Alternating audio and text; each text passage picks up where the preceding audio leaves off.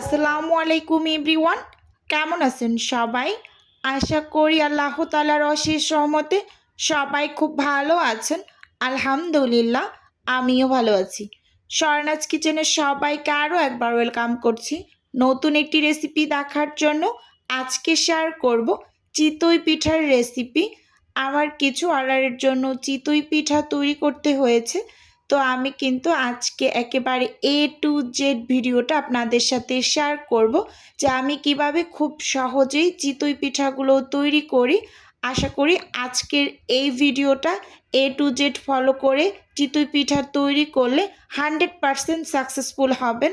তো প্রথমেই এখানে আমি একটা বোল নিয়েছি এবং সেই সাথে মেজারমেন্ট কাপ মেপে এখানে আমি 3 কাপ আতপ চাল নিয়েছি, আর সেই সাথে এখানে হাফ কাপ নিয়েছি পোলার চাল। এবার চালগুলোকে হাত দিয়ে একটু ভালোভাবে মিশিয়ে নিচ্ছি।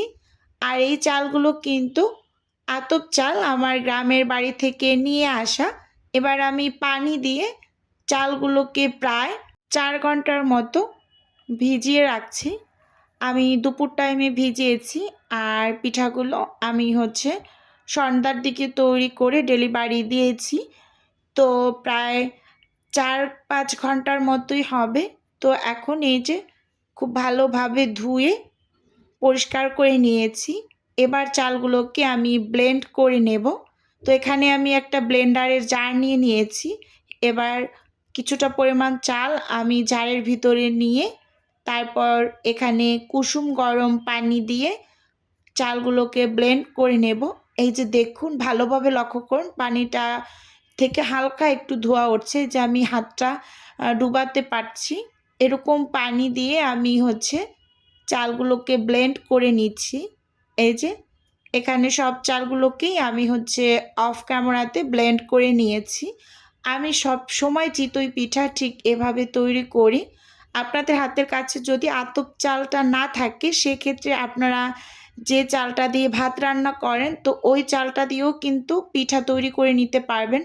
এই যে দেখুন, সবগুলো চাল আমি যখন ব্লেন্ড করে নিয়ে এসেছি, আর এর ঘনত্বটা দেখুন কতটা পরিমাণ ঘন। এরকম ঘন ব্যাটার দিয়ে কিন্তু কখনোই চিতই পিঠা তৈরি করা যাবে না। তো আমি কিন্তু এখানে কুসুম গরম পানি দিয়ে ব্যাটারটা রেডি করে নেব। তো এই পর্যায়ে আমি স্বাদ মতো লবণ দিয়ে ব্যাটারটাকে খুব ভালোভাবে একটু নেড়ে চেড়ে নিচ্ছি। এবার এই যে আমি পানি রেখেছিলাম পাশে কুসুম গরম, তো সেখান থেকে অল্প অল্প করে পানি অ্যাড করে ব্যাটারটা রেডি করে নেব। সত্যি কথা বলতে অনেকে অনেকভাবে চিতই পিঠা তৈরি করে, তো এভাবে করে সব থেকে সহজভাবে আপনি চিতই পিঠা বানিয়ে নিতে পারবেন। আর এই চিতই পিঠাগুলো একেবারে পারফেক্ট হয়। ভয় থাকে না যে শুকনো চালের গুঁড়ো দিয়ে কিন্তু অনেক বেশি টেনশন কাজ করে যে পারফেক্টলি চিতই পিঠাগুলো তৈরি করতে পারবো কি না। কিন্তু এভাবে চাল ভিজিয়ে ব্লেন্ড করে যদি চিতই পিঠা তৈরি করেন, ওই পিঠাটা অনেক বেশি ফুলকো হয় এবং অনেকটা সময় ধরে সফট থাকে, নরম তুলতুলে হয়। তো এজন্য এভাবে করে তৈরি করবেন, সবাই পছন্দ করবে বাসার।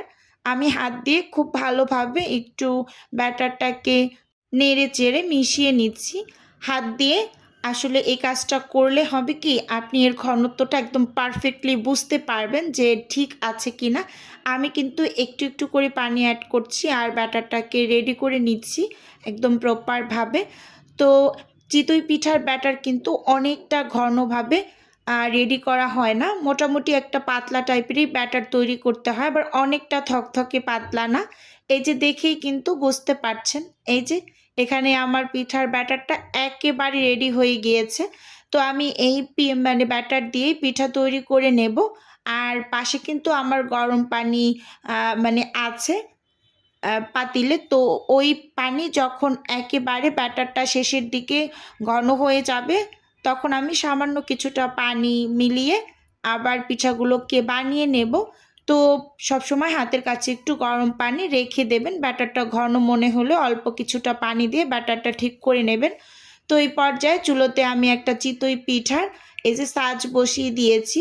সাজটাকে প্রায় 10 মিনিটের মতো গরম করে তারপর আমি কিন্তু একটু পানি দিয়ে একেবারে এরকম ছিটা মেরে একটু ঠান্ডা করে নিয়েছি। এবার হচ্ছে কিছুটা পরিমাণ ব্যাটার দিয়ে তারপর এখন এই যে ঢাকনা দিয়ে 2-2.5 মিনিটের মতো অপেক্ষা করেছি। এই যে দেখুন প্রথম পিঠাটা মাশাআল্লাহ, প্রথম পিঠাটাই কিন্তু অনেকটা বেশি সুন্দর হয়েছে।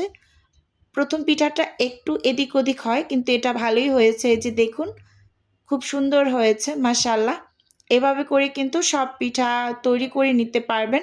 আর কতটা পরিমাণ জালিদার হয়েছে। আমার এই পিঠাগুলো একটা আন্টির অর্ডারের জন্য আমি রেডি করে নিয়েছি। তো ওনার আরও কিছু পিঠার অর্ডার আছে, মানে তেলের পিঠার অর্ডার আছে এবং সেই সাথে চিতই পিঠার অর্ডার আছে। তো আমি হচ্ছে গতকালকে তার অর্ডারগুলো পাঠিয়ে দিয়েছি। উনি 31st নাইট উপলক্ষে নিয়েছিল আর উনি কিন্তু এগুলো শুকনোই নিয়েছে। এই যে দেখুন একটার পর একটা পিঠা কিন্তু আমি এরকম ঝটপট তৈরি করে নিচ্ছি। আর চুলোর আঁচটা কিন্তু দেখতেই পাচ্ছেন মিডিয়াম হিটে পিঠাগুলোকে তৈরি করে নিচ্ছি। আর প্রত্যেকটা পিঠা মাশাআল্লাহ ভীষণ ফুলকো হয়েছে আর অনেকটা বেশি জালিদার হয়েছে। এই টাইপের পিঠা কিন্তু আপনি যদি দুধে ভিজান খুব সুন্দরভাবে কিন্তু একেবারে ভিজে যাবে, যেহেতু পিছন সাইডটা অনেক বেশি ছিদ্র হয়েছে। তো এ কারণে কিন্তু খুব সুন্দরভাবে পিঠাগুলো ভিজবে। এখানে আমি সব পিঠাগুলোকে যে বানিয়ে নিয়েছি, এবার কিন্তু আমি ডেলিভারি করে দেব। তো ভিডিওর মাঝে ছোট্ট করে আমার বিজনেসের একটু প্রচার করি। আপনারা তো অনেকেই জানেন আমার ছোট্ট একটা ফ্রোজেন আইটেমের বিজনেস আছে। যদি কেউ কোনো টাইপের ফ্রোজেন খাবার এবং শীতকালীন পিঠা অর্ডার করতে চান তাহলে স্ক্রিনে দেওয়া হোয়াটসঅ্যাপ নাম্বারে নক দিলেই কিন্তু আমি A to Z বলে দেব। আর যদি কেউ অর্ডারটি সরাসরি কনফার্ম করতে চান স্ক্রিনে দেওয়া হোয়াটসঅ্যাপ নাম্বারে সরাসরি কল করে অর্ডারটি কনফার্ম করতে পারেন। শুধুমাত্র ঢাকা সিটির মাঝেই হোম ডেলিভারি করা হয়, মানে ক্যাশ অন ডেলিভারি যেটাকে বলে।